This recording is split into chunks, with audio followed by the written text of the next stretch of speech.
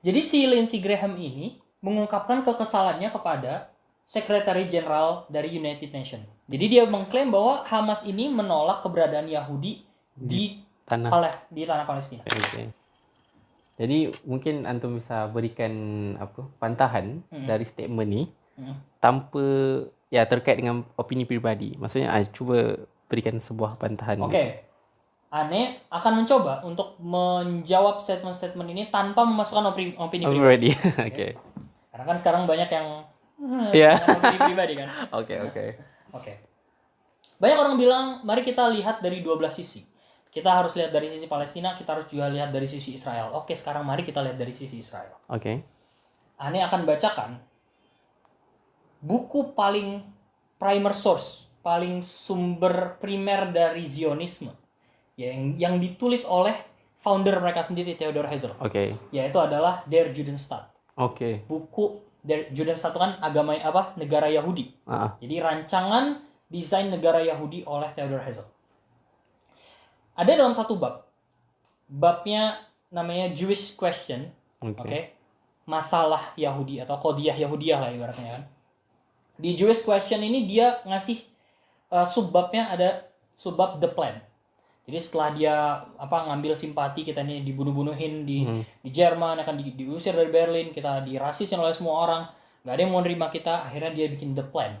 Apa rancangan yang harus kita lakukan abis ini? The whole plan is in its essence perfectly simple. Rancangan desain yang akan kita lakukan ini sederhana aja. As it must necessarily be if it's to come within the comprehension of all. Dan itu harus dilakukan, ya kan? Dan harus terjadi dan harus dipersiapkan secara komprehensif. Oke.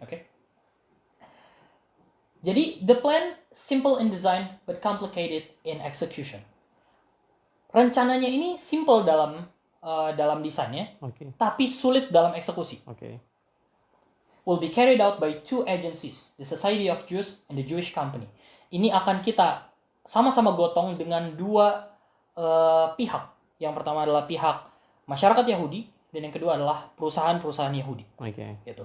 Kalau alasan kenapa kita susah untuk tidak beli McD dan teman-temannya, karena memang itu dipersiapkan oleh Theodor Herzl. Supaya kita semua terjebak menguntungkan mereka setiap detik. Wah. Gitu. Tambah sedar ya? Tambah sedar gitu. Terserah mau bilang ini konspirasi atau bukan, tapi ini ada di primer source-nya Theodor Herzl. The Society of Jews will do the preparatory work in the domains of science and politics.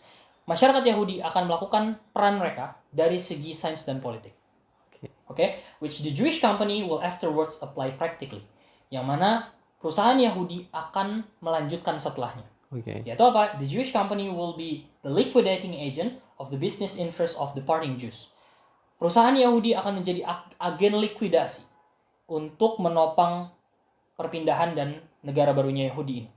Gitu ya. And will organize commerce and trade in the new country. Dan mereka akan mengurusi kepentingan komersial dan perdagangan untuk negara baru kita nanti. Itu rancangan plannya Theodor Herzl. Dan tadi kalau si Lindsey Graham bilang Hamas itu nggak mau two-state solution. Coy, yang nggak mau solusi dua negara, jauh sebelum ada Hamas, dia sendiri yang bilang bahwa dia nggak mau solusi dua negara. Apa?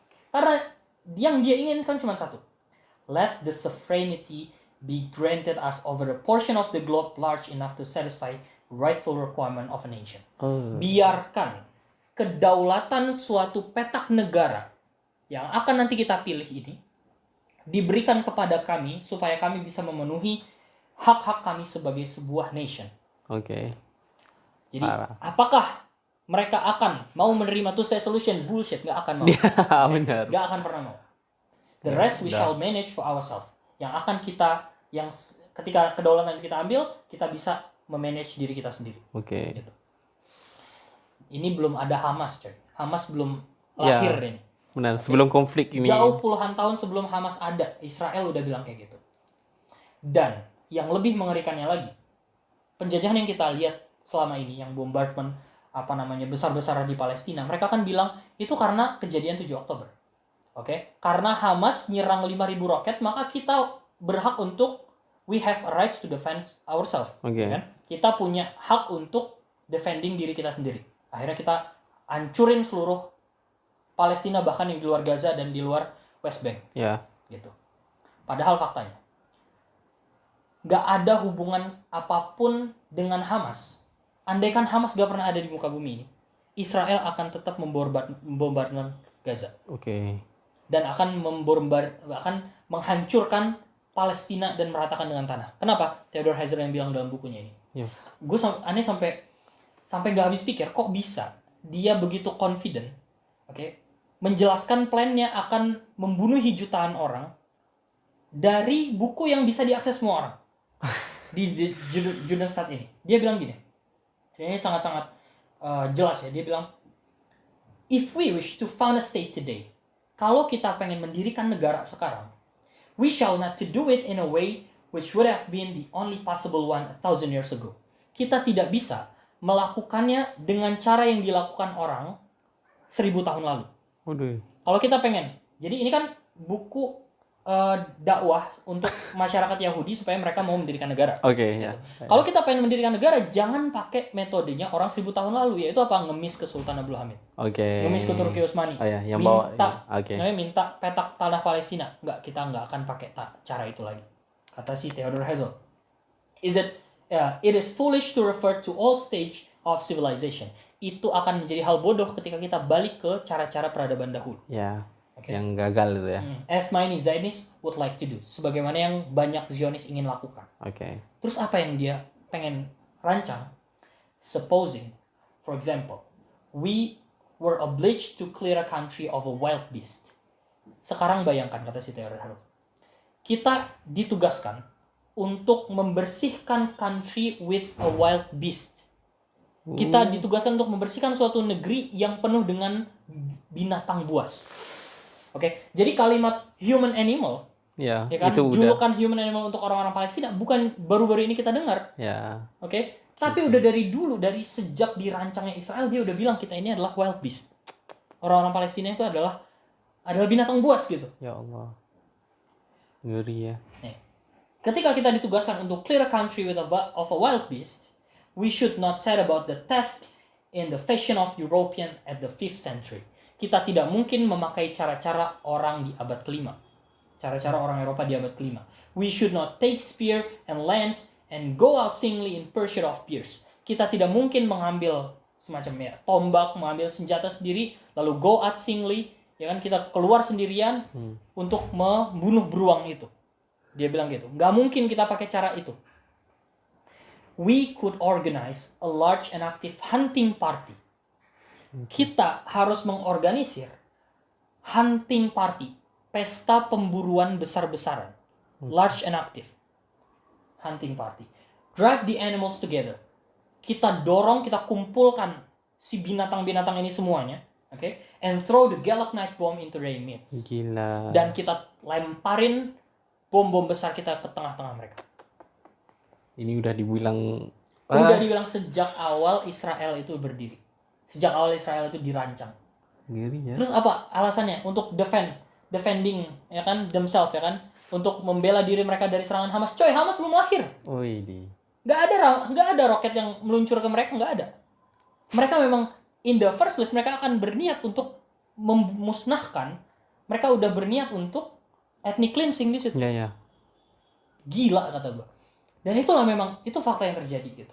Jadi bullshit lah kalau omong kosong kalau orang itu sekarang lihat dari dua sisi. Hamas juga memakan sipil korban. Coy, Hamas gak ada, mereka akan tetap ngabisin Palestina gitu. Itu fakta yang terjadi. Dan dia tegaskan ini di paragraf selanjutnya. Sedikit lagi. This pamphlet will open a general discussion on the Jewish question. Pamflet ini akan saya sebarkan untuk opini, untuk mengundang diskusi di masyarakat Yahudi. But that doesn't mean that there will be any voting on it. Tapi itu tidak berarti akan ada voting dan diskusi tentang metode tadi. Maksudnya dia tak akan minta persetujuan orang. Iya. Maksudnya dia tetap akan lakukan. Akan tetap lakukan. Gak akan ada voting terhadap opininya orang-orang Yahudi apakah ini manusiawi atau enggak manusia. Gak akan. Ngeri ya. Such a result would ruin the cause from the outset. Karena hasil dari voting itu hanya akan mengacaukan tujuan kita dari luar. Gitu. Itulah yang dikatakan oleh Theodor Herzl. Jadi mau sampai kapan gitu kita termakan dengan narasi negatif tentang Hamas lah yang memulai semua ini. Dia berlindung dengan human child, ya kan, berlindung di balik rakyat Palestina. Andaikan Hamas gak ada di situ, tentu saja Israel gak akan ngebom. Coy, betapa naifnya kita kalau mikir kayak gitu. Dan di buku ini juga dia memberikan pilihan kepada orang Yahudi, apakah kita memilih akan menjajah Argentina atau Palestina. Jadi ada 2 yang udah dia siapkan. Oh ya, oke. Oke. Ini cukup subur, kita bisa mengambil banyak sumber daya alam. Betapa, berarti dia melihat Palestina ini lebih beneficial daripada Argentina.